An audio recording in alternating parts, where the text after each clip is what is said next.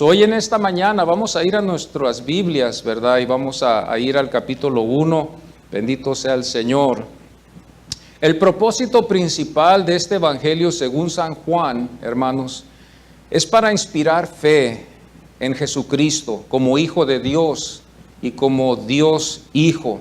El texto clave de este libro, para que usted lo pueda anotar y usted lo tenga ahí en referencias, es el capítulo 20, versículo 31, que nos da el propósito por cual este evangelio fue escrito. El evangelio de Juan fue escrito por esta razón, y esto se halla en el capítulo 20, versículo 31. Pero estas se han escrito para que creáis que Jesucristo es el Cristo, el Hijo de Dios, y para que creyendo tengáis vida en su nombre.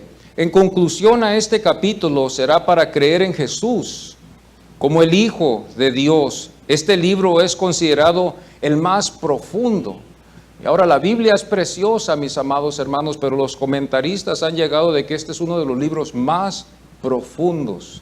¿Se acuerdan ustedes que yo hablé con ustedes la vez pasada y les dije que los otros evangelios como San Lucas y según San Mateo se van nomás al nacimiento, pero vemos aquí que Juan se va hasta la eternidad? Entonces nos enseña aquí, ¿verdad?, que Cristo Jesús no nomás vino a nacer como un hombre cualquiera y que tomó nomás el título de un Cristo, sino que Él estuvo con Dios aún antes del principio de que toda la creación hubiera sido hecha. Y nosotros nos damos cuenta también, nos dimos cuenta que esto era la fe, la filosofía hebrea que ellos tenían, como también había una filosofía griega que también creía que esto iba a ser posible.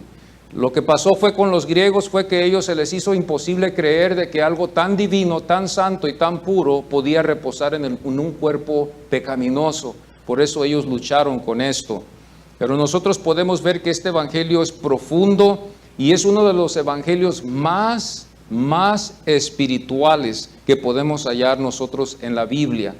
Cuando nosotros vamos al capítulo 1, versículo 7, dice, este era el propósito, vino a fin de que todos creyesen por él. El versículo 34 también nos enseña en el mismo capítulo, he dado testimonio de que este es el Hijo de Dios. Cuando nosotros leemos este capítulo, gracias a Dios que podemos leer y estudiar la palabra del Señor, nos podemos, hermanos, acercar al Señor con más entendimiento, Fíjese que cuando nosotros adoramos a Dios nomás sin entendimiento, podemos adorarlo bien. Pero cuando usted lo adora ya con un entendimiento de quién es Él, usted lo adora con más cuidado y con más reverencia. Y cuando uno se da cuenta de que Jesucristo es el Hijo de Dios, basta con Él. No necesitamos salvación de otro, porque basta con lo que dice la Biblia, el testimonio que nos deja aquí el apóstol Juan. El versículo 34, como estaba leyendo, dice, he dado testimonio de que este es el Hijo de Dios. El versículo 37 nos enseña la reacción que ellos tuvieron. Dice, le siguieron a Jesús. Y el versículo 50, el Señor le hace una pregunta, ¿crees? Y esa es una de las preguntas más a veces difíciles para algunos aceptar, de creer de que Jesucristo es suficiente, porque Él es Dios. Ahora podemos entender que por esa razón Él nos pudo salvar, porque Él era Dios mismo, el que vino y que se encarnó. Y vino, hermanos, para morir en la cruz, no porque Él merecía el castigo, sino porque eso es lo que nosotros merecíamos como pecadores. Ahora, Dios está irado con el hombre que no tiene a Cristo Jesús como su único Salvador. Está irado, le espera un castigo después, al final de esta vida. Pero nos ha dado un escape el Señor. Eso es lo más precioso, que aunque el Señor está enojado con toda la humanidad y nos tiene misericordia, Dios ha suplido una puerta para que el hombre pueda escapar. Le da a todo el hombre, a todos los hombres, a toda mujer, le da la oportunidad de que escape por su vida y que entre por esa puerta para que pueda hallar vida eterna. Muchos dicen que Dios es injusto. ¿Por qué Dios está enojado conmigo? Bueno, Dios está enojado con nosotros desde antes aún, desde que cayó Adán y Eva, ¿verdad? Y le fallaron al Señor en el huerto del Edén. Desde entonces, como nosotros somos descendientes de ellos, de la raza humana, Dios está airado con esa raza y todavía nos ha tenido misericordia. Bendito sea el Señor. Cuando nosotros leemos las Escrituras empezamos a entender estas cosas y empezamos a creerlas, siempre y cuando leamos la palabra del Señor. Creer que nosotros cuando vemos aquí la pregunta en el versículo 50 donde dice, ¿crees? Es una pregunta. Creer que Jesús es el testimonio de Juan el apóstol. El Verbo fue hecho carne. El Verbo fue hecho carne. El testimonio de Juan el Bautista. Él es el Cordero que quita el pecado. Él es el Cordero que quita el pecado. Este es el mensaje. El mensaje que nos deja a todos para reflexionar y pensar. Él es el que quita el pecado. Él es Dios. Automáticamente el hombre va a reaccionar y va a hacer lo que nos enseña la palabra del Señor en el versículo 37, que lo siguieron a Jesús. Y ellos no sabían mucho de Jesús. Nosotros se nos da el privilegio de leer el texto y poder entender esto a través de las Escrituras. Aquí en el capítulo 1, versículo 29 al 37, si nos podemos poner en pie en reverencia a la palabra del Señor, yo quiero leer aquí. Y dice la palabra del Señor en el versículo 29 al 37, y luego después del 39 al 41, y después del 43 al 46. Ustedes me pueden seguir con su vista mientras leemos aquí. El siguiente día vio Juan a Jesús que venía a él y dijo, he aquí el Cordero de Dios que quita el pecado del mundo. Este es aquel de quien yo dije, después de mí viene un varón, el cual es antes de mí, porque era primero que yo. Y yo no le conocía más para que fuese manifestado a Israel. Por esto vine yo bautizando con agua. También dio Juan testimonio, diciendo, vi al Espíritu que descendía del cielo como paloma y permaneció sobre él. Y yo no le conocía, pero el que me envió a bautizar con agua, aquel me dijo, sobre quien veas descender el Espíritu y que permanece sobre él, ese es el que bautiza con el Espíritu Santo. Y yo le vi y he dado testimonio de que este es el Hijo de Dios. El siguiente día otra vez estaba Juan y dos de sus discípulos, y mirando a Jesús que andaba por ahí, dijo, he aquí el Cordero de Dios. El versículo 39 al 41 dice, les dijo, venid y ved, y fueron y vieron dónde moraba, y se quedaron con él aquel día porque era como la hora 10:00. Andrés, hermano de Simón, Pedro, era uno de los dos que habían oído a Juan y habían seguido a Jesús. Este halló primero a su hermano Simón y le dijo, hemos hallado al Mesías, que traducido es el Cristo. Ahora el 43 al 46 dice, el siguiente día quiso Jesús ir a Galilea y halló a Felipe y le dijo, sígueme. Y Felipe era de Bethsaida, la ciudad de Andrés y Pedro. Y Felipe halló a Natanael y le dijo, hemos hallado a aquel de quien escribió Moisés en la ley, así como los profetas, a Jesús, el hijo de José de Nazaret. Natanael le dijo, ¿de Nazaret puede salir algo de bueno? Y le dijo Felipe, ven y ve. Gloria a Dios. Pueden tomar sus asientos, amados hermanos. Entonces aquí hoy en esta mañana hay tres cosas que quiero tratar de tocar, ¿verdad? Estos tres puntos que son también muy especiales y usted puede tomar nota de ello. Son las declaraciones de Juan. Vamos a cerrar este domingo este capítulo 1 y vamos a seguir con el capítulo 2 después el siguiente domingo y vamos a estar en las bodas de Caná el siguiente domingo. Pero hoy vamos a estar, hermanos, hablando de las declaraciones que hizo Juan. Juan el Bautista. Él declaró, ¿verdad? En el versículo 19 hizo él una declaración. Y yo hago una pregunta, ¿verdad? ¿Qué declaró Juan? ¿Qué declaró que no fue? ¿Qué declaró que solo fue Juan. Porque Juan declaró algo a los que fueron enviados a él para interrogarlo de quién era él. Y nos damos nosotros cuenta que él se identificó que él no era Elías, y que él no era tampoco un profeta. Así tan humilde era él, de que él no se consideraba ni se puso título. Aunque nosotros sabemos que el Señor le dijo que él era uno de los más grandes profetas, si lo podemos decir así, porque él tuvo el privilegio de traer y enderezar el camino para el Mesías que iba a venir después de él.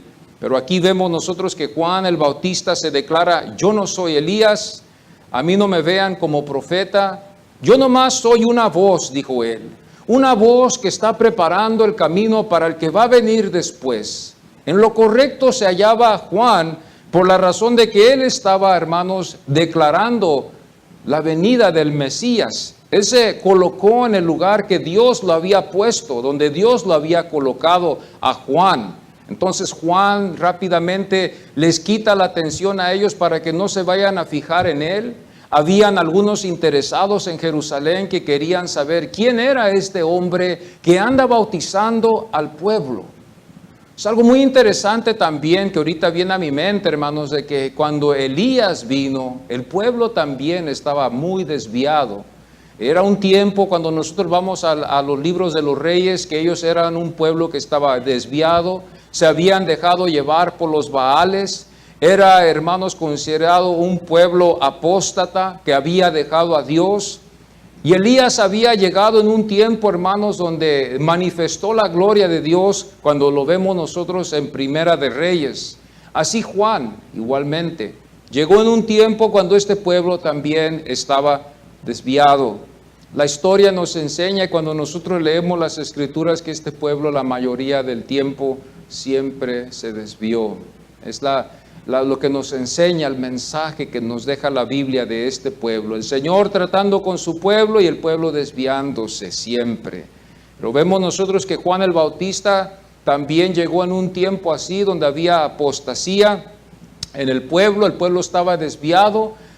Había corrupción en la religión judía, los principales sacerdotes habían abusado de las leyes de Moisés, ellos habían hecho sus propias tradiciones encima de las leyes de Moisés, ellos habían hecho algo, una hipocresía, hermanos, en el sentido de que el Señor dijo que si nuestra justicia no sobrepasa la justicia de esos hombres, ay de nosotros. Nosotros ya el Señor nos advierte de que nosotros debemos de sobrepasar esa justicia que estos hombres religiosos tenían en el tiempo de Jesús. Jesús cuando vino y cuando Juan vino, no les vino a hablarles dulce, sino les exhortó y les habló duro, porque ellos sabían y conocían la palabra. Ellos conocían lo que Moisés había escrito de la venida del Mesías, al que es nuestro Salvador, Cristo Jesús. Esta es una de las cosas que nosotros vamos a darnos cuenta. Después la segunda cosa, la segunda declaración es de Juan, cuando vemos nosotros que declara a los dos discípulos. Esto lo hallamos, hermanos, en el capítulo 1, otra vez, en el versículo 35 y 36. Ahí vemos que estaba Juan con él y estaba otro discípulo también. Y que Juan le dice a los discípulos que estaban con él de que ese era el Cordero, de que a él deberían seguir. Ahora esto es algo muy interesante, que de ellos de buena fe creyeron lo que hablaba Juan. Fíjense bien que, hermanos, ellos creyeron y tenían la confianza de que lo que Juan estaba predicando era de Dios. Entonces todo lo que Juan señalaba a estos discípulos, no tan solo dos, porque él tenía más, ellos lo creían. Y las enseñanzas de Juan, ellos las seguían y las creían con todo su corazón, porque ellos creían que Juan estaba hablando la verdad. Juan hablaba la verdad. Juan los llamó al arrepentimiento y todos los que creyeron el mensaje de Juan. Y la Biblia dice, parece también, que todo el pueblo consideraba a Juan como uno de los profetas. Parece que hasta había temor en algunos cuando interrogaron al Señor una vez, y que el Señor los puso, ¿verdad?, en una situación muy difícil. Es algo muy interesante que el pueblo consideró a Juan como un profeta y lo respetaban. Estos hombres religiosos tuvieron tanto miedo que mejor ni quisieron contestarle esa pregunta, mejor se quedaron callados, porque dice la Biblia que el pueblo los consideraba a Juan el Bautista como uno de los profetas. Y todo lo que Juan el Bautista hablaba, el pueblo sabía y creía que era de Dios. Esa era la fe que ellos tenían. Era la única esperanza que ellos tenían, amados. Porque los fariseos y los saduceos habían dado a la corrupción, había una corrupción tremenda. Como hoy en día que vemos, hermanos, que la corrupción puede entrar también a tomar lugar, hermanos, en las organizaciones religiosas. Fácilmente puede la corrupción venir y destruir la integridad para que no se predique la verdad por muchas razones. Y el hombre a veces, hermanos, es aprisionado por esa razón y no puede predicar la verdad. Y el pueblo no puede tampoco ser libre por esa razón.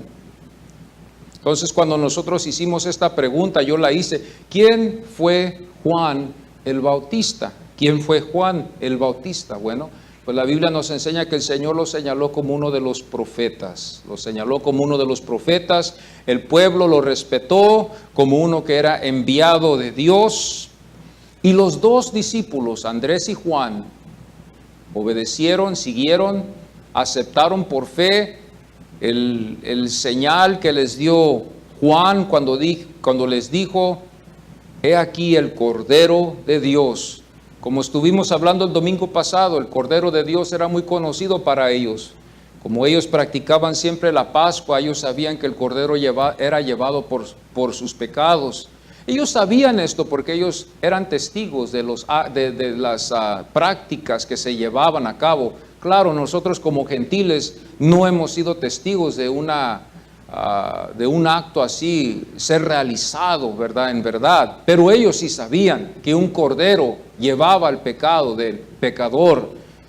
Algo muy interesante, ¿verdad? Como ayer, cuando yo estaba hablando con los jóvenes, yo les hablé, y esto tiene sentido, si no, no va a tener sentido. Cuando nosotros, hermanos, nos fijamos que Dios está irado con nosotros y nosotros amamos a este Dios, ahora no basándonos en los sentimientos, porque como les digo a mis amados hermanos, podemos a veces ser traicionados por nosotros mismos. ¿Qué dice la Biblia? Engañoso es el corazón. Nosotros nos podemos engañar a nosotros mismos con nuestro propio corazón. No hay nadie, no necesitamos a nadie que nos venga a engañar, sino que nosotros fácilmente el corazón nos puede engañar. Podemos también suponer muchas cosas, como Pablo nos enseña también que debemos de examinarnos para ver que estemos bien delante de Dios. No os engañéis, Dios no puede ser engañado, dijo Pablo. Porque a veces podemos caer en el engaño, en pensar que estamos bien delante de Dios, pero cuando somos sinceros, conforme a la luz de la palabra de Dios, empezamos a darnos cuenta de que necesitamos más del Señor. Pues aquí vemos nosotros que estos discípulos aceptaron por la razón del testimonio del Cordero. El Cordero, vieron el Cordero, sabían lo que significaba el derramamiento de sangre, sabían que ese Cordero tenía que ser sin mancha y sin tacha. Había un abuso profundo, y vamos a estar viendo esto más después, en el templo también, en el abuso de los precios de los animalitos que se tenían que ofrecer, que el Señor se disgustó profundamente. Y vamos a ver eso después, en el capítulo 2, después de las bodas de Caná. Pero el tercer punto también, vemos que fue tan fuerte el impacto en ellos, de que vemos nosotros aquí que ya Juan se fue a su lugar, pero los discípulos siguieron con Jesús. Y ya no era Juan que estaba con ellos, sino ya era ¿quién? Era Jesús el que estaba con ellos. Ellos ya siguieron a Jesús. Y fue tan grande la fe de ellos que nos deja siempre este ejemplo a nosotros, la iglesia, de que cuando nosotros somos impactados, lo que vamos a hacer es divulgar el impacto, divulgar las buenas nuevas, o divulgar la mala noticia de lo que nos pasó ayer o antier, o en la semana pasada. Es lógico que el hombre divulgue lo que él siente, lo que él ha pasado, sea bueno o sea mala, las experiencias sean buenas o sean malas. Es lógico que el hombre va a divulgar a su vecino lo que él siente en su corazón, por medio de la comunicación que Dios nos ha concedido, por medio de nuestras bocas podemos comunicar las buenas nuevas, así como estos dos hombres que nos dejan el ejemplo, ¿verdad? Que Andrés llamó a su hermano Pedro. Y Juan no se quedó callado y llamó también a su hermano Jacobo para que también escucharan. Y luego después vemos que Felipe también no se pudo quedar callado con la emoción de que habían hallado al rey de Israel, que habían hallado al Mesías, que estaban esperando ellos por mucho tiempo ya. Vemos que Felipe corre y ve a Natanael y le dice, aunque Natanael dudó, el Señor lo corrigió. Y él pudo entender de que Jesucristo era el Mesías. Hubo algo muy especial. Como dice la palabra del Señor, ¿verdad? En el Evangelio de Juan, en el capítulo 15, yo los escogí a ustedes, no ustedes a mí. Es muy interesante que el impacto que él hizo con los escogidos van divulgándolo a todo el mundo. Y ya después, para cuando ellos se hallaron, hermanos, ya no eran nomás 12, después hubo un tiempo donde hubo 70, y luego después sus 70 se fueron para atrás a sus lugares, pero quedaron todavía los 12 menos uno, el que lo traicionó, que fue Judas. Hay muchas cosas que Judas nos puede enseñar, ¿verdad? También, como también los otros discípulos también que nos pueden enseñar, como Juan, Pedro, ¿verdad? También el hermano de Jesucristo, Santiago, que también fue un medio hermano de Jesús, que también al principio no creyó. Dice la Biblia que sus hermanos y sus hermanas no creían en Jesús, dudaban de que Él era el Mesías. Siendo Él el Mesías, dudaban de Él, le decían, ve tú, ve, pruébate, ve al pueblo allá, veas milagros, veas señales, veas lo que tú dices que puedes hacer o lo que vemos tú hacer. Fíjese que Él hacía milagros, amados. Él hacía sanidades, Él hacía todas estas cosas, pero nos damos cuenta que los milagros y las sanidades no van a cambiar nuestra fe. Esta gente vio, fueron testigos. El Señor transformó agua en vino, pero aún así todavía vemos la condición del pueblo. ¿Y por qué yo llego a esta conclusión? Dirá usted. Por la razón de que al final de este evangelio nos vamos a dar cuenta que este mismo pueblo que vio milagros, señales y prodigios, lo llevaron a la cruz. Lo llevaron a la cruz y lo entregaron a los gentiles para que Él fuera crucificado. A veces nosotros pensamos y podemos decir, bueno, pues si yo veo un milagro voy a aumentar mi fe. Si yo voy a una iglesia donde hay milagros voy a aumentar mi fe, ¿verdad? Pero la Biblia nos enseña que la fe no viene por ver milagros. La fe viene por el oír la palabra del Señor. Mi fe no va a venir por ver milagros y señales y prodigios como algunos piensan, sino que va a venir por escudriñar la palabra del Señor. Algunos escritores y algunos predicadores han dicho que cuando nosotros leemos la Biblia es como ver a Dios cara a cara. Podemos nosotros ver su voluntad para nuestras vidas. Ahora yo puedo quizás usar esta pregunta y preguntarles a ustedes, ¿cuánto tiempo tenemos nosotros viendo al Señor cara a cara todos los días? Porque esto es muy importante, de ver al Señor cara a cara.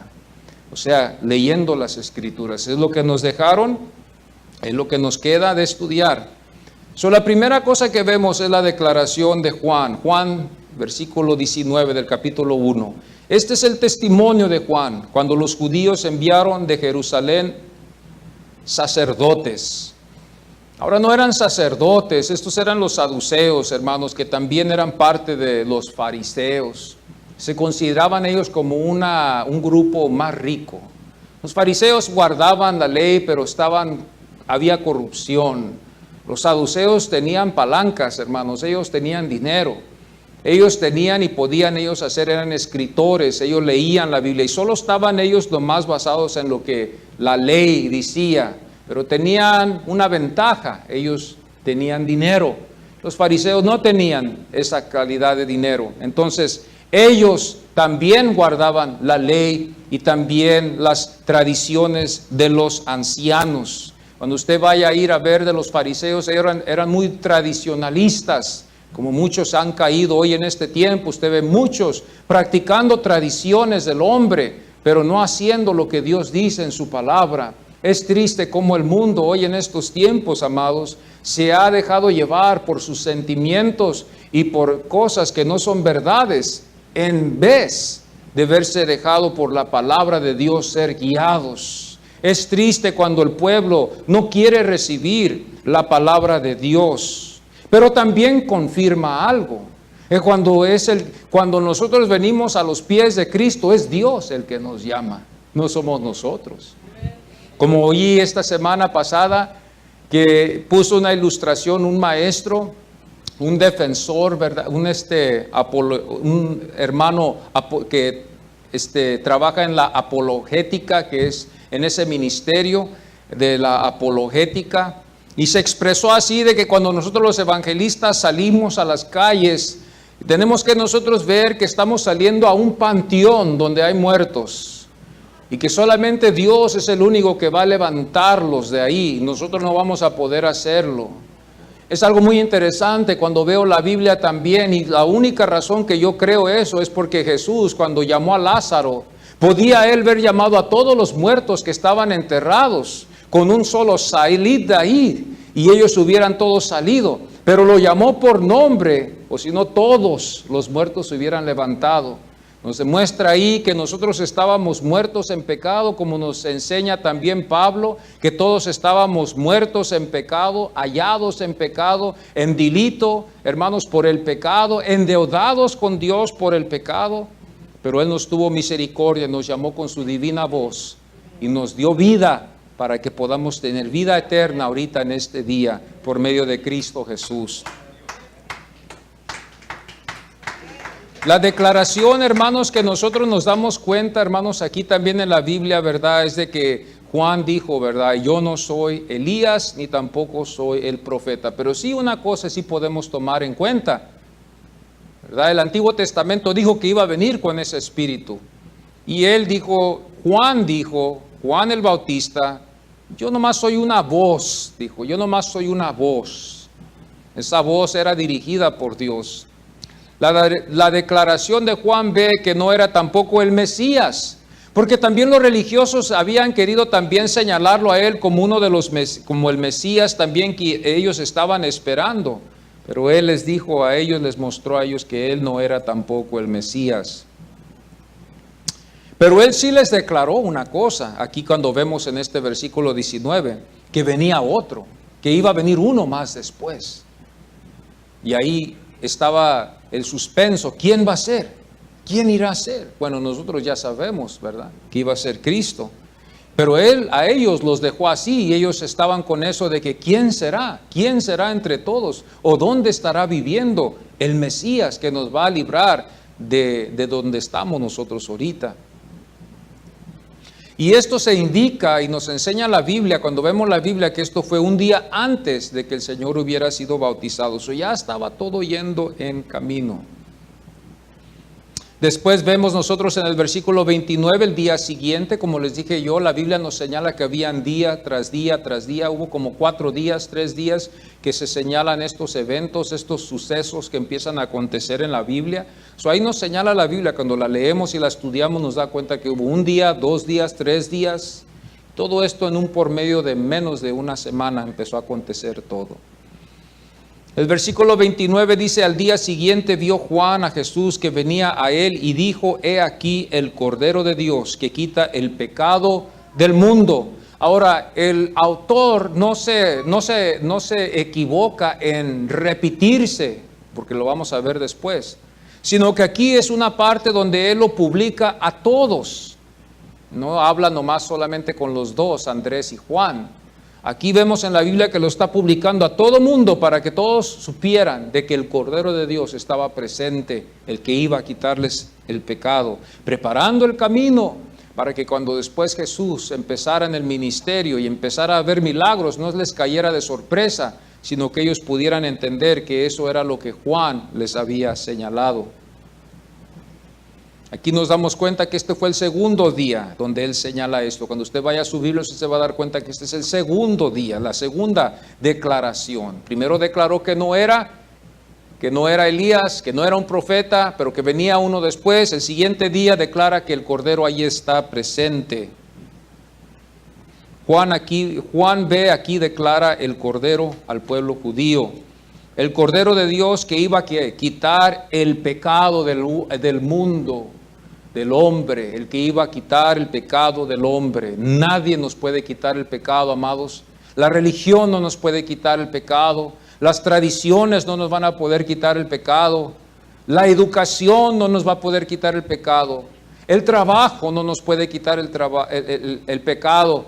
Las ganancias no nos pueden quitar el pecado. No hay nada en el mundo, no hay ningún detergente que Dios ha hecho al lado de Jesús que pueda quitarle al hombre el pecado. Puedes tener finanzas, puedes tener educación, puedes tener, hermano, religión, puedes tener muchas tradiciones y convencerte a ti mismo de que esas tradiciones te salvan, pero el único medio que Dios ha hecho es Jesucristo.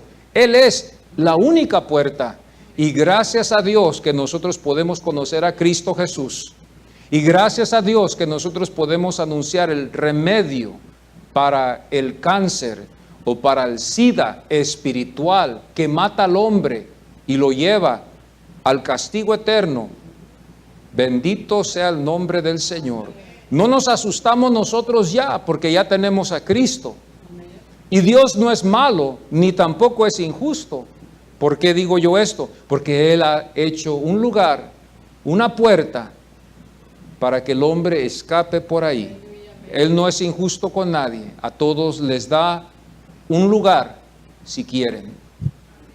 El Cordero, ¿verdad? Como nos estábamos dando cuenta, el que iba a quitar el pecado, era símbolo, ¿verdad?, de sumisión, era símbolo de humildad. Que nosotros también, hermanos, hay una epístola donde dice que nosotros también como corderos vamos al matadero.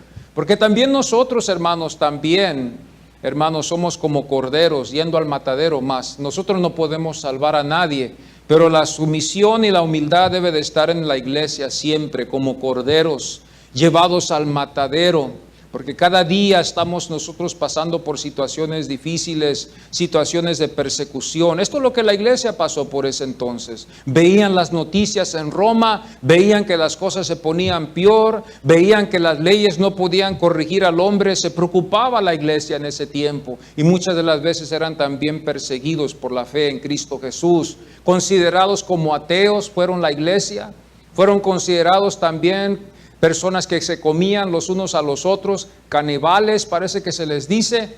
También en ese sentido, por la Santa Cena, cuando el Señor les dijo, comed de mi cuerpo y comer de mi sangre, se malinterpretó en Roma y pensaron ellos que nosotros éramos caníbales, que comíamos los unos a los otros. Cuando se hablaba de amaos los unos a los otros, los romanos pensaban que habían orgías entre nosotros, que habían actos, ¿verdad?, de esa clase, en esa índole en las reuniones. Cuando nosotros hablábamos de tener un Dios que está en el cielo, ellos nos consideraban ateos, porque el romanismo desde entonces y aún hasta la fecha ha inculcado a todo ser humano en el mundo a ser pagano y idólatra. Eso viene del romanismo, aún antes del cristianismo, así eran los romanos, tenían deidades y dioses para todos. Dioses para la fertilidad, dioses para la agricultura, dioses para el matrimonio, dioses para toda clase de índole de dolencia, dioses para diferentes tipos de enfermedades. Y ahora se da en la historia y nos enseña a nosotros que esa fue la única forma que el cristianismo, cuando se corrompió, pudo ganarlos a ellos para esas tradiciones. Por eso ahora vemos esta iglesia, ¿y qué es lo que vamos a ver? Vemos toneladas de tradiciones, vemos tantas tradiciones que no salva a nadie, sino que son tradiciones dejadas por hombres. Al que deberemos de seguir es a Cristo Jesús. Él es el camino, Él es la verdad y Él es la vida. El Señor dice en su palabra que, hermanos, por la razón de nuestros pecados, por esa razón no podemos acercarnos a Dios. Dice la Biblia en Juan, en el capítulo 3, que el hombre prefirió mejor seguir en su pecado que seguir en el camino del Señor. Entonces este cordero era sin tacha. Era la función de llevar este cordero los pecados de todos. Isaías 53 nos enseña el siervo sufriente, como les hablé el domingo pasado y les expliqué un poquito concerniendo este capítulo, las controversias que hay, que ellos van a decir, el pueblo judío y lo que nosotros creemos. Pero aquí vemos al siervo sufriente que lleva los pecados nuestros a la cruz del Calvario para que fuéramos perdonados. Y una cosa, ¿por qué lo hace? ¿Por qué lo hace? Es porque el pecado pone a cada persona bajo sentencia de muerte. El pecado pone a cada individuo bajo sentencia de muerte. Y yo no estoy hablando de la primera, claro, todos vamos a verla, yo la voy a ver. Si Cristo tarda en su venida, yo voy a ver la muerte también. Pero yo estoy hablando de la segunda muerte, estamos hablando ya 2 veces muerto, una aquí y una allá. Una aquí y una allá después en la eternidad. Pero nos da el escape el Señor y nos demuestra a nosotros un lugar donde podemos escapar. De Génesis, amados hermanos, a Éxodo. Nos enseña a nosotros y nos lleva desde Génesis, cuando vemos el primer cordero que fue sacrificado por Abel. Ahí nos empezamos a dar cuenta que empieza a darnos una sombra de lo que iba a venir mucho más después. Pero había tener que pasar muchas cosas. Todo tiene mucho sentido cuando uno puede entender lo que dice la Biblia. Un poquitito puede darnos un sentido. A mí me ha dado un sentido a entender por qué Dios preservó muchas cosas, por qué Dios permitió muchas cosas, lo que Dios estaba haciendo para llevarnos a la cruz de Cristo Jesús. Fíjese qué precioso es el Señor. El Señor preservó y le prometió a David una descendencia, no porque David era bueno, pero porque Dios estaba ya preparando un lugar especial para el Mesías que iba a venir después. Y David cometió errores, el rey David cometió errores. Sus hijos cometieron muchos errores. El reino se dividió, pero Dios preservaba esa nación. Porque iba a venir el Cristo, el que iba a guardarnos, el que nos iba a salvar un día. Y el pueblo se desvió, ¿se acuerdan ustedes? Van a la Biblia y ustedes se dan cuenta que el pueblo se desvía. El norte se desaparece del mapa, ya nadie sabe qué pasó con esas 10 tribus. Y los otros 2 que quedaban, Judá y la otra tribu que quedaba también, vinieron los de Babilonia y se los llevaron. Pero Dios ahí preserva a Judá, porque Dios tiene un plan para la tribu de Judá. Nos damos cuenta nosotros en Génesis cuando Jacob habla, ¿verdad? Y bendice a sus hijos, ¿verdad? Algunos los bendice, a otros no. Pero vemos que Judá tenía algo muy especial. Esto es lo que nos enseña la Biblia desde Génesis a Éxodo, nos enseñan los profetas. Por eso el Señor dice, los profetas hablan de mí, la ley de Moisés habla de mí, los salmos hablan de mí, todo hablaba de Cristo. Bueno, hermano, yo a veces me doy cuenta de estas cosas y yo soy humano igual que usted. Y a veces yo veo todas estas cosas y estoy creyendo al momento, pero al rato me doy cuenta que a los segundos empiezo otra vez a dudar. Fíjese qué interesante cómo es la duda, es una enfermedad. Ahora yo puedo sentir a veces y digo yo, Señor, es verdad, y surge de que podemos escuchar un mensaje y estar bien en la fe. Ya se acaba todo y caemos para abajo otra vez. ¡Pum! Pasa. Y Dios nos ayuda a cada uno de nosotros. Por eso esto tiene que ser Dios el que nos sostiene. Imagínese usted que nos agarre el rapto o la muerte en una de esas bajadotas. En una de esas bajadotas de estoy bien dudando de que será esto verdad. En una de esas bajadas ahí nos perdemos.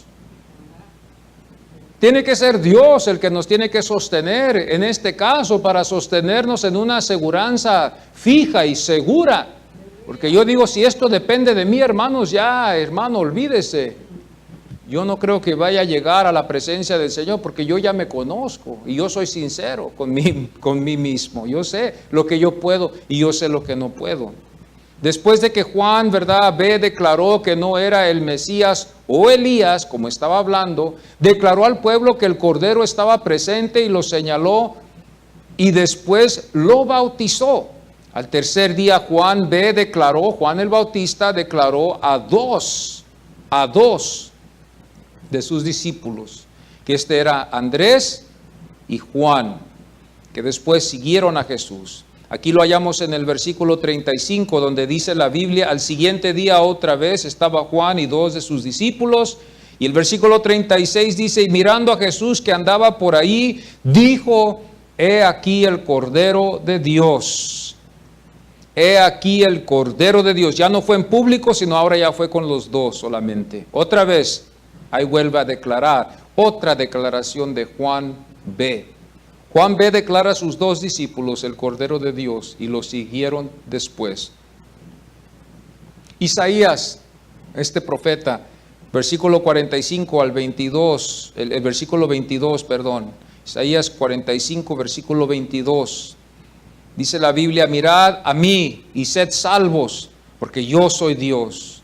Ahora, si Jesús hubiera sido otro Dios, aquí se contradice rápidamente la Biblia. Porque Dios está diciendo, yo soy la salvación.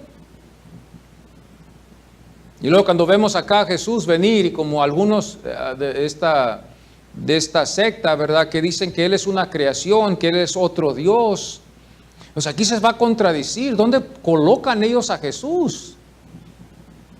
Porque Él es otro Dios, y aquí dice, mirad a mí y sed salvos, porque yo soy Dios. Y los judíos sabían que la única salvación que había era Jehová.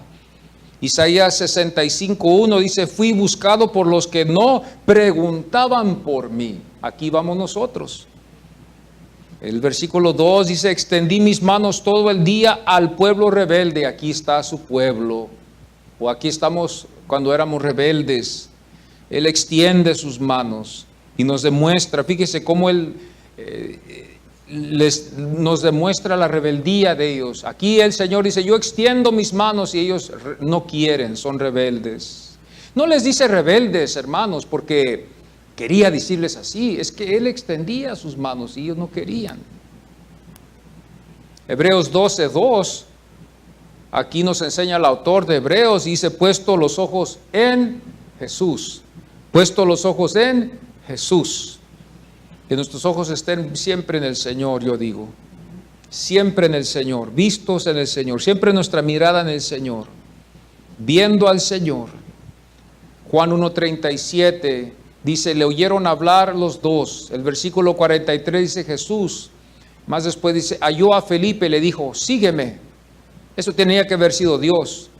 Yo una vez estaba en la escuela y le dije a unos jóvenes, hey, vengan, síguenme.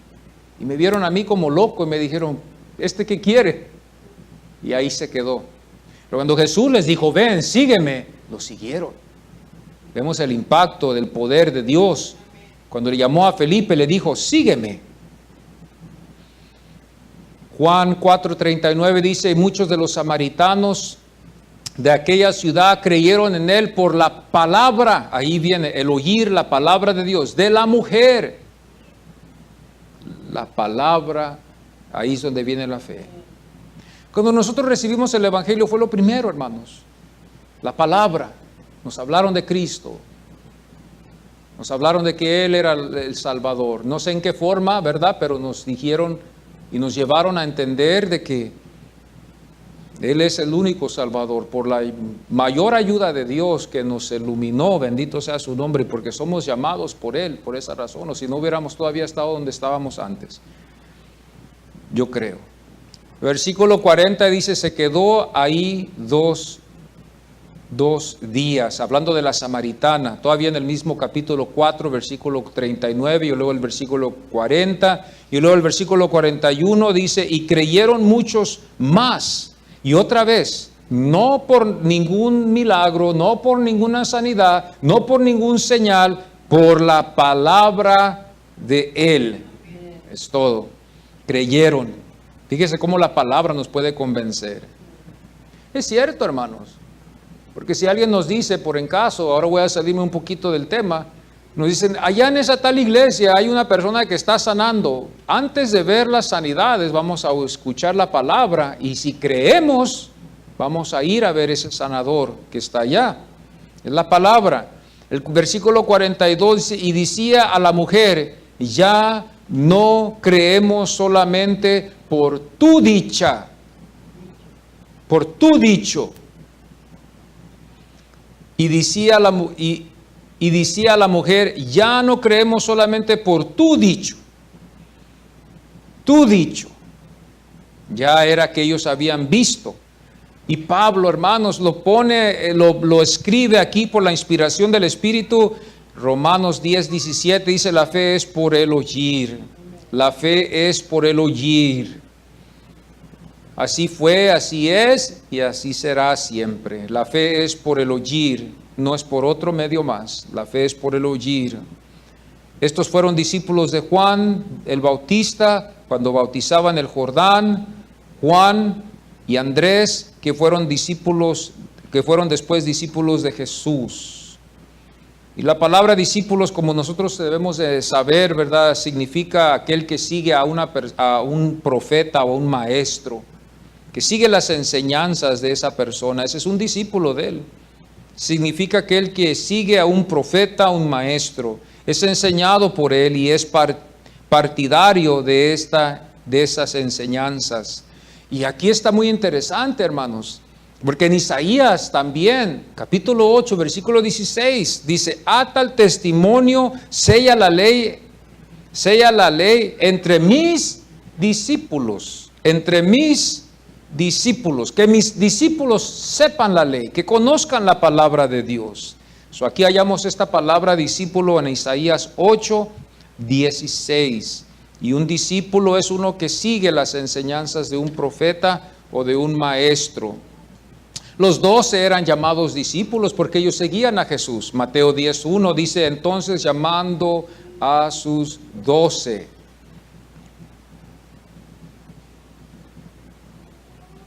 También el Señor da testimonio en la Biblia que tuvo más discípulos, ¿verdad? Los 70 discípulos que estuvieron con el Señor.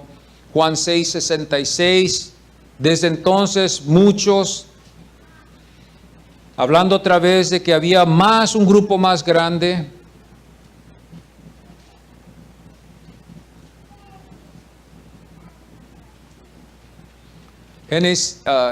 Juan 6:66. Lucas 10, 1 al 12 también nos da la historia también de que da testimonio de que hubo más discípulos. Y no termina ahí. Hechos 21, 16 también habla de discípulos.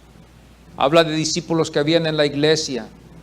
La semana pasada estuve hablando con ustedes de que Pablo también se encontró con los discípulos de Juan y que no sabían ellos mucho ni sabían del Espíritu Santo. Y les digo: ustedes no han oído del Espíritu Santo. Y ellos dijeron: no sabemos qué es eso, dinos.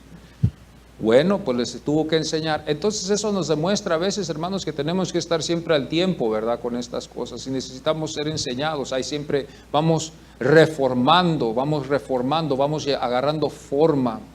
Esto es peligroso, amados.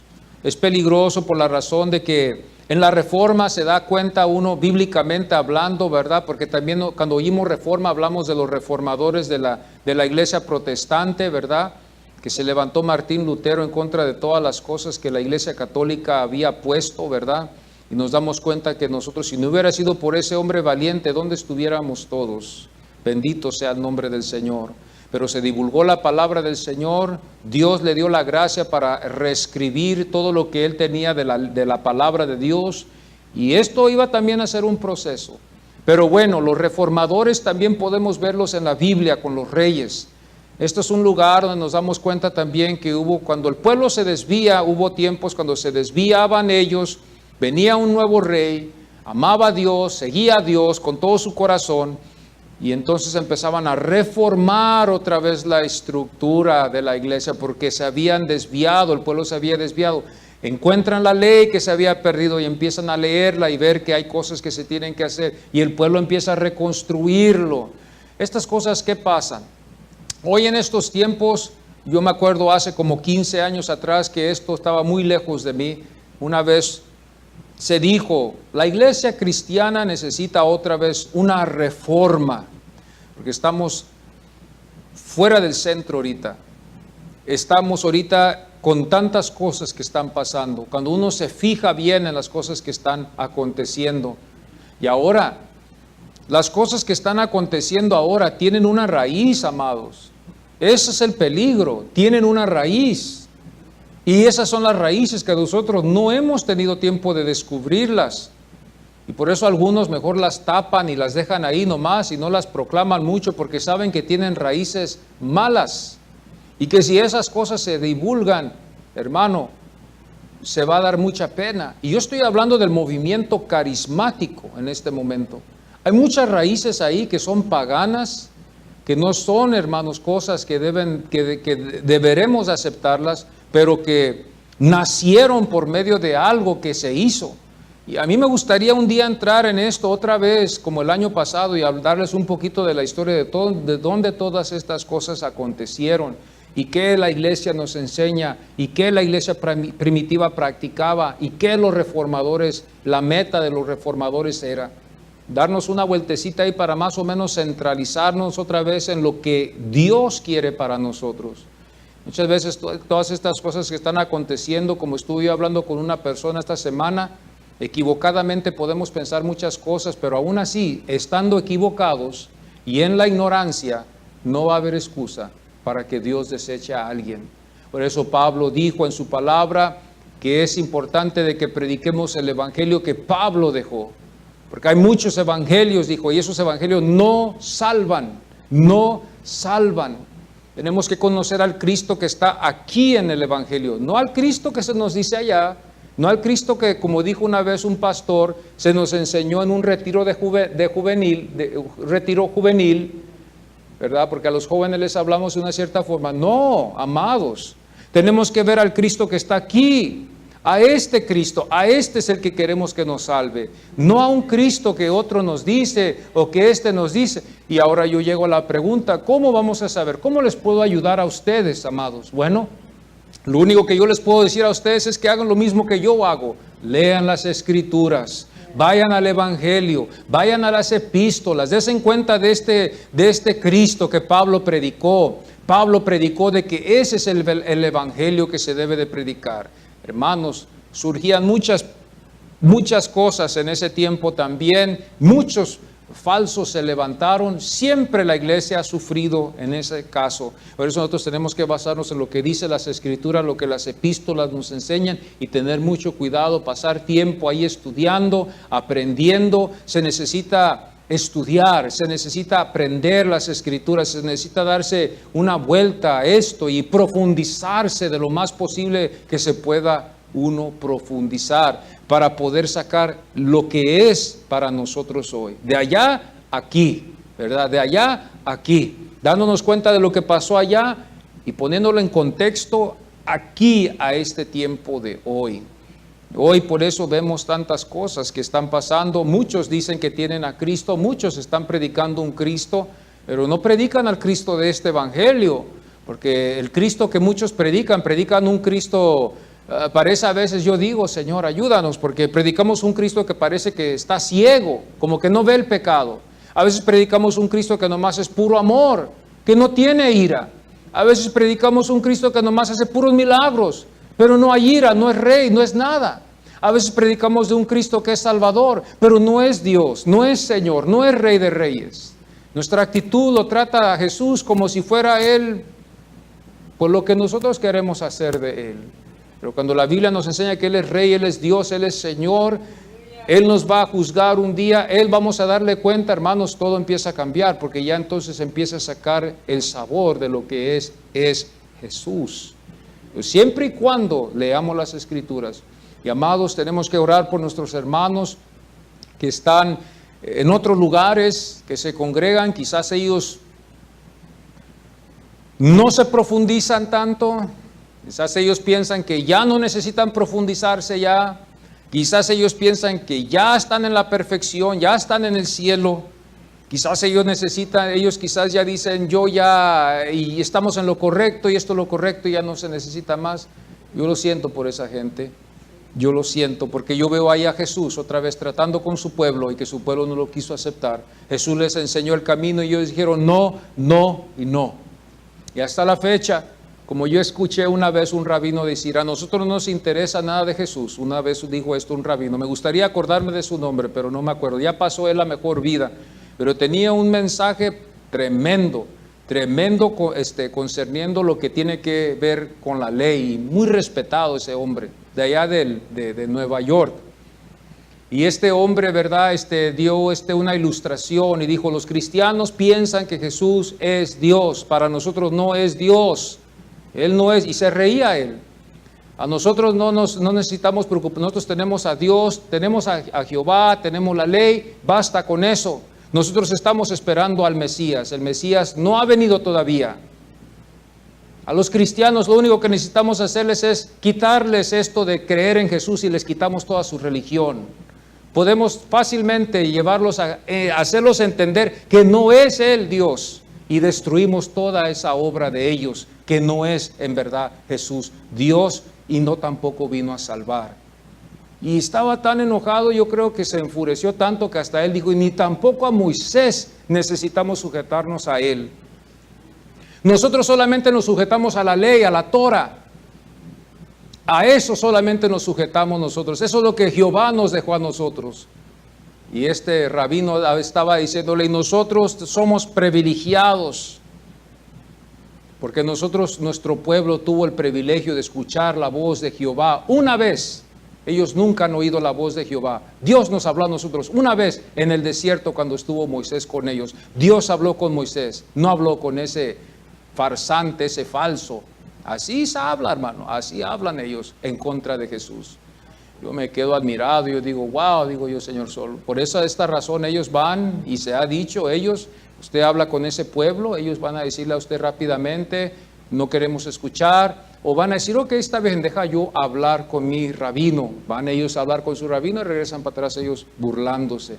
Ellos desechan a sus familias cuando ellos creen en Jesús o que se convierten, los desechan de la familia, los quitan, hermanos, de ser herederos de las herencias que ellos tienen, los desechan, los consideran como perros, si lo podemos decir así, porque para ellos Jesús no es Dios y es una blasfemia, es dejar las tradiciones de ellos. Yo cuando me doy cuenta de estas cosas, yo digo, wow, Señor.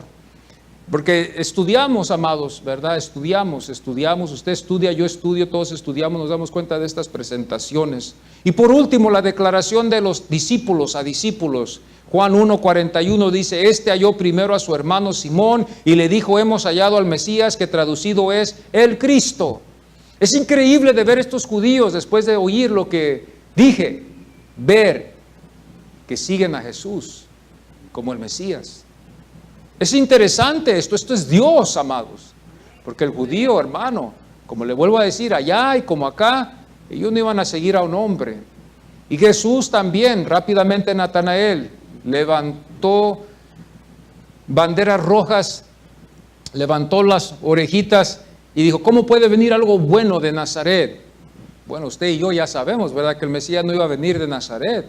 Ahí lo calificamos bien. Él iba a venir de Belén, iba a nacer en Belén, pero fue criado en Nazaret, por la razón de que estaban huyendo ellos de Herodes. Fueron a Egipto, cuando regresaron de Egipto se fueron a Nazaret, se fueron al norte, y cuando dijeron, este es hijo de José que viene de Nazaret, Natanael rápidamente dijo, ¿pero cómo? Si las Escrituras a nosotros nos dicen que el Mesías va a venir ¿de dónde? De Belén. Y él levantó rápidamente su vista y dijo, no. Entonces aquí nos damos cuenta que ellos en el versículo 36 del capítulo 1 de Juan dice, y mirando a Jesús dijo, he aquí el Cordero de Dios. El versículo 37 dice, le oyeron y siguieron a Jesús. El versículo 45 dice, hemos hallado aquel de quien escribió Moisés en la ley. Y Moisés les había dicho en el Antiguo. Cuando ustedes vayan a Deuteronomio capítulo 16 y 15 nos demuestra ahí el falso profeta y el verdadero profeta. El verdadero profeta iba a ser igual que Moisés. Y Moisés les dijo, el que viene uno que va a venir más después, óiganlo, porque ese es el que le tienen que oír. Y ellos no quisieron obedecer eso. Juan 4:28 dice, entonces la mujer dejó su cántaro y fue a la ciudad. Hablando aquí de la samaritana, el trabajo que ella hizo. Igual como los discípulos. Esta mujer estaba impactada por lo que porque lo que el Señor le mostró. Juan 4:28 dice, entonces la mujer dejó su cántaro y fue a la ciudad. El versículo 29 dice, venid y ved a un hombre que me ha dicho esto. Bendito sea el Señor. Entonces con esto vamos a concluir, mis amados hermanos, en el capítulo 1. El siguiente domingo vamos a estar en una boda, en la boda de Caná. Les pido, ¿verdad?, que vengan todos para que sigamos escudriñando estos evangelios. Yo quedo impactado de que este es Dios. El verbo era Dios. En el principio era el verbo y el verbo era Dios. Y luego más después, y el verbo fue hecho carne, se hizo carne, se encarnó. Wow. Vamos a ponernos en pie, amados hermanos. Si alguien no ha reconocido a Jesucristo como su único Salvador, hoy en esta mañana lo puede hacer. de la grandeza que nos ha dado, parece a veces imposible, ¿verdad? Pero es la verdad, Él es el Hijo de Dios. En esta mañana nos hemos dado cuenta quién es Él. Por testimonio de Juan el Bautista y por testimonio del apóstol Juan. Juan nos va a enseñar quién es Jesús y nos va a llevar a profundidades y nos vamos, hermanos, a gozar, porque el propósito de este evangelio es de que nuestra fe crezca más, que estemos firmes y fuertes en la fe. Les pido, ¿verdad?, que ustedes también entre las semanas, si pueden, vayan al evangelio, léanlo, ahí sus capítulos, aváncense, vayan al evangelio para que ustedes vayan confirmando, desen un vistazo, sigan firmes. Vamos a orar en esta mañana y darle gracias al Señor. Si hay alguien en esta mañana que no conoce a Jesucristo como su único Salvador, lo puede aceptar en su corazón hoy. Hoy, por el testimonio que vemos en la Biblia, no hay más que podemos decir. Él es Dios, Él es el Mesías, Él es el Cristo, Él es el Rey de Israel. Él es el Cordero de Dios que vino a quitar el pecado nuestro. Ahora somos limpios por la sangre de Jesucristo. Amén. Padre, gracias te damos en este momento, Señor, por esta oportunidad que nos has concedido, Señor, de poder reflexionar en las Escrituras. Gracias te doy por mis hermanos, Señor, que pueden estar aquí también, Señor, y que también podemos participar de este mismo pan divino que descendió del cielo, esa maná fresca que vino a descender, Señor, aquí a la tierra para alimentarnos, la sustancia que venía divina de Dios, que no había nadie que iba a poder proveer esto, solamente tú. El Cordero que iba a quitar el pecado del mundo, la única opción, no hay otra más, no tenemos otro remedio para el cáncer, para el SIDA espiritual, sino Cristo Jesús. Él es, Señor, tú eres la vacuna que quitas, Señor, la enfermedad del hombre y le das vida eterna. Y tú eres el que nos vas a sostener y nos vas a llevar a través de las Escrituras y nos vas a sostener firmes en este camino, en esta jornada.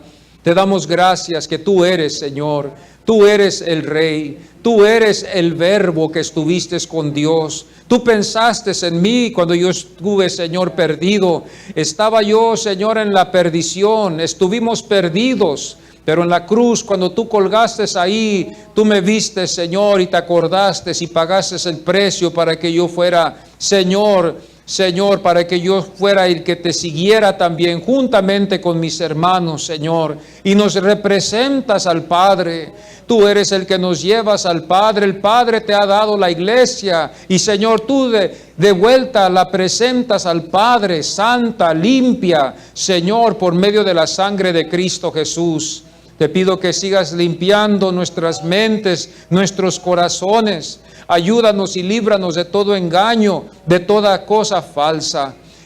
Presérvanos los que estamos aquí presentes. Te pedimos por nuestras familias también, Señor, que tú los ayudes, los que no son salvos, que los salves, los que están desviados, Padre, que están en una doctrina falsa, errónea, que te pedimos que tú los toques, Padre, que tú los salves de ahí, de ese lugar, que tú los alcances con tu Espíritu. Señor, te damos gracias que podemos venir ante tu presencia y tomar también este pan y este jugo. Señor, en memoria de lo que tú hiciste por nosotros en la cruz del Calvario, haced esto todas las veces hasta que Cristo venga, dice tu palabra. Es nuestro deber, es nuestra responsabilidad de presentarnos siempre en la mesa y tomar la Santa Cena, Señor. Te pedimos que tú, Señor, nos limpies de todo pecado. Perdónanos si te hemos fallado. Perdónanos, Padre, límpianos con tu sangre preciosa.